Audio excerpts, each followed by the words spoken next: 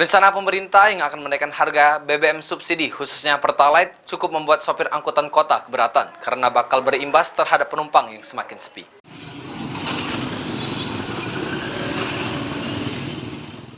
Ramainya isu kenaikan harga bahan bakar minyak atau BBM jenis Pertalite naik menjadi Rp10.000 per liter menuai polemik di tengah masyarakat. Salah satunya dari kalangan sopir angkutan kota di Lubuk Linggau yang keberatan dengan rencana tersebut.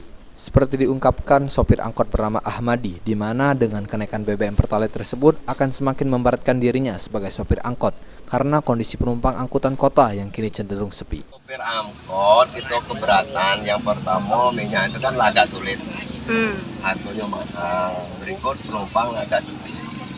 Harapan kami ya kalau bisa ya normal, apa gimana kan bijaksananya. Keterangan serupa disampaikan sopir angkot lainnya yang mengatakan jika Pertalite naik, ongkos penumpang pastinya turut alami kenaikan menyesuaikan dengan harga BBM.